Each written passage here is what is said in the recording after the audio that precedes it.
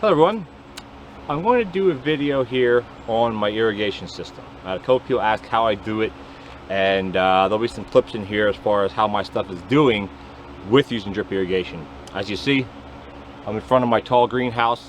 It might look like there's some stuff hanging from the ceiling. We'll cover that in a bit. Stay tuned in a little while for that. Alrighty, so what you're seeing here, I think you can see this, the PVC line here, just like it is on all the other beds, right? So coming off of the PVC, last year, you can see this okay, I think you can see it in the camera, right?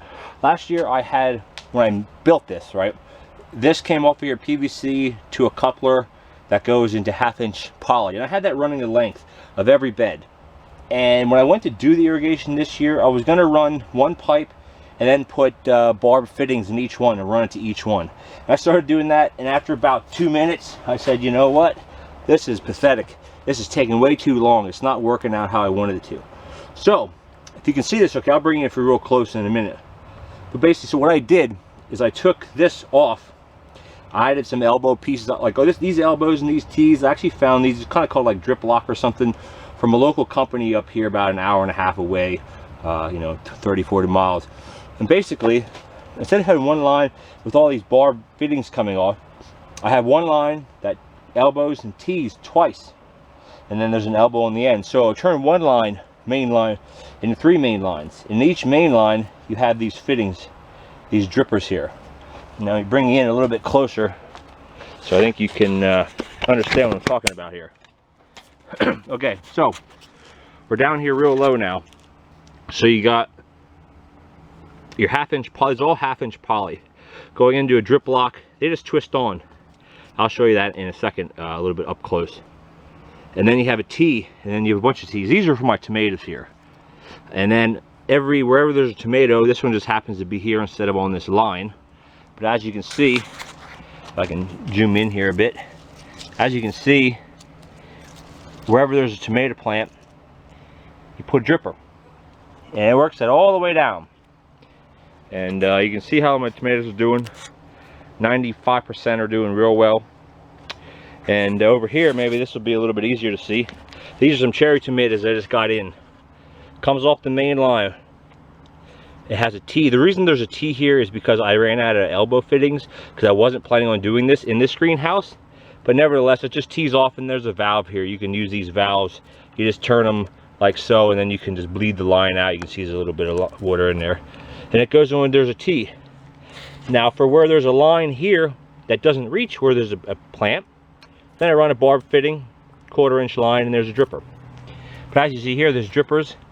It's basically I planted everything, then installed the drippers. Now if I'd be doing this again, I wouldn't be doing it that way. I'd mark out, say every foot or 18 inches, whatever my spacing, pop all these in before I plant. Lay it down, move it back, plant, slide it forward. But kind of doing this, I wasn't planning on doing it this way, but it still worked out okay. Now as you see, there's a double row here. Now, I just want to quickly move over here. And as you see here, how things are set up with these habaneros, they're doing okay. Again, it's been real cold here. But you have your elbow or your T. You know, this doesn't have to be here, you know. If you have an elbow, it looks like this. Bring it on here. Now the way I did this is I ran one line, and as you see, this is how you can see what the connectors look like. You got the barb fitting, you got a 1/4-inch poly, and it goes to your drip emitter. This one here, this is a 1/2 gallon per hour at 10 psi. Now you can get ones that are a 1/4 gallon, you can get some that are 2 gallon at 10 psi, 20 psi, whatever you want to run. But I run at 10 psi. And the whole greenhouse, I'm not going to walk all the way down there, the whole greenhouse is set up that way. So basically all I do here, I think I got my water on actually. This was in an earlier clip. Turn this valve, this is the main coming from the well. I have this already cocked. This is for this end, we're just going to turn it on. And you can hear it. That noise, that's the pressure reducer. There's a hole in here that reduces the pressure from my well is maybe 30, say 30 or so psi, into 10. Now if we come down here, see if we can get a good shot here. You can see it already dripping. You see that? All right. Hopefully the glare isn't too bad. There you go. See how it drips out, just like that. Now this one here, obviously there's still air in the line, so this one isn't dripping quite yet. But over here, see how it's dripping like that? You can see that, there you go. That's a perfect shot. That's what you want. You want it to drip out, right? Now, if I crank this up, bear with me here. If I crank this pressure way up, you can see what happens.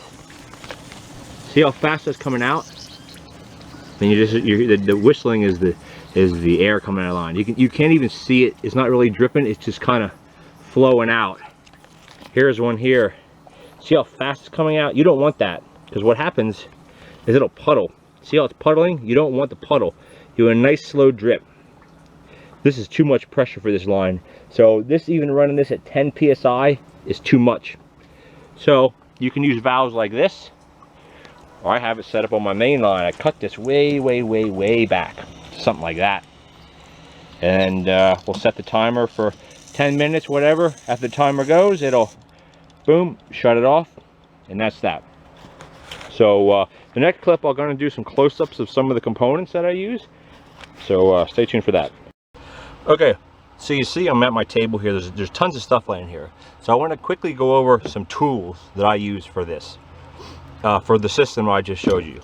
This here, this is actually a ratcheting thing to cut PVC pipe. This can cut up to a 1-inch PVC pipe. However, I found it works just fine to cut your 1/2-inch poly, 3/4 inch poly, 1-inch poly. Now, if you don't have something like that, you can use a knife. A pair of scissors might not work too well because it's it's pretty thick. So that's one tool, right? And again, you can use a knife. You can use whatever works for you. But I had this actually to cut PVC, so I use it for the poly. Now, of course, here's a pair of scissors, because I'll be explaining in 1 second why these are useful other than for cutting pipe.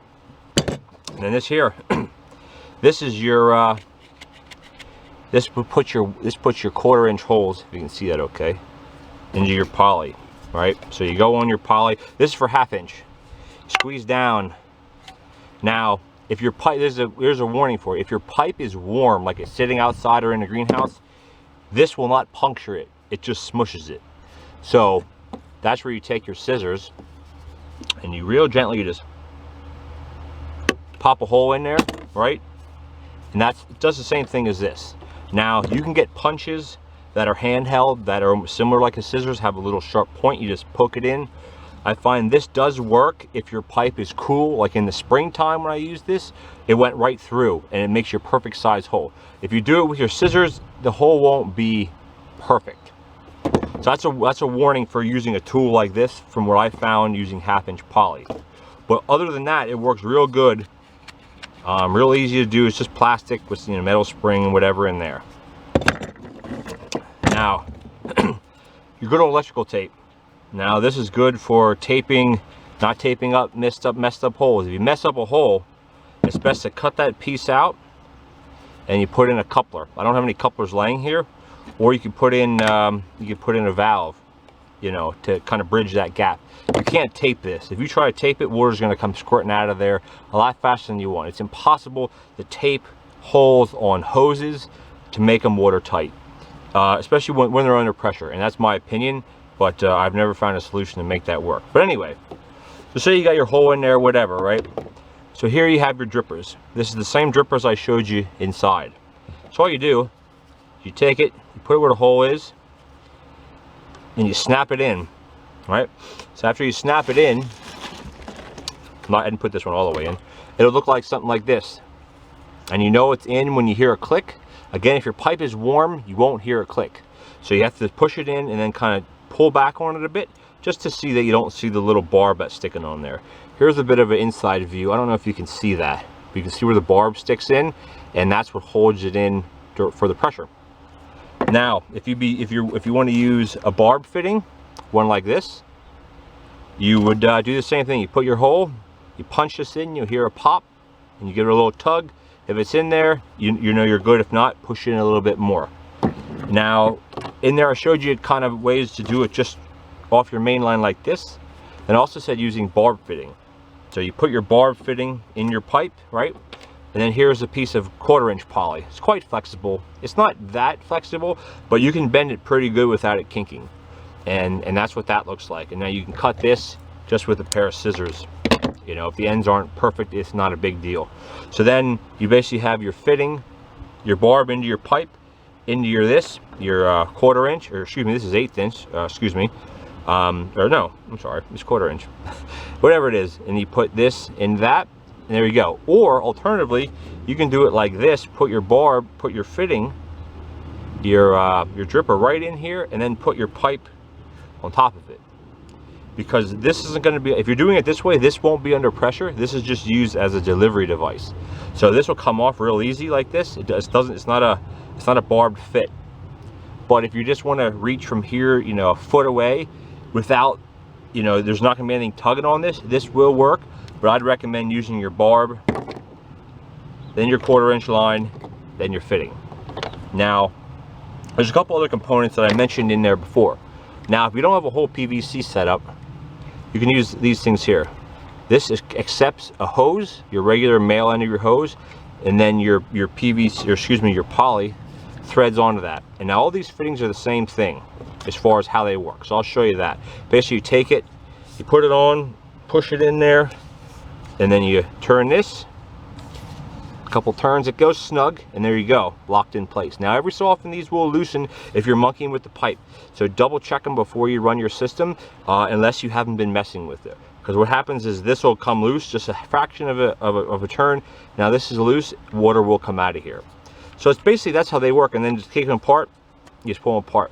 Now you can get fittings that are almost called like a shark tooth or something, where you push it in and there's little teeth that grab it, and then you just push it in, and that's that. I don't like that, because I've used those before and they failed. You push it in and then all of a sudden you give it a little tug and it's coming back, and that's not what it's supposed to do. So I like using these.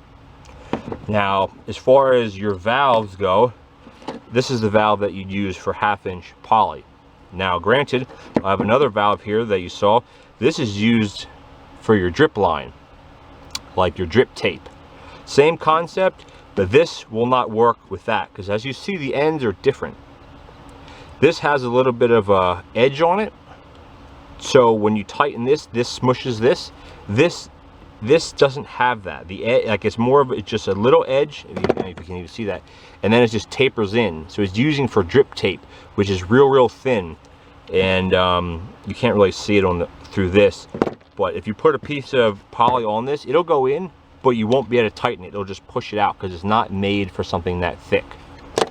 Now, I was trying to think of other components I have here. Now these here, these are stakes. So this is using in conjunction with your drip line.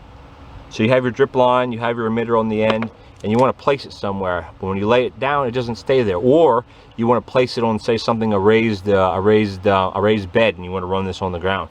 All you do is you take this. This accepts tons of different sizes. Pop it in. I always go to the second one, real snug, even back and forth like this.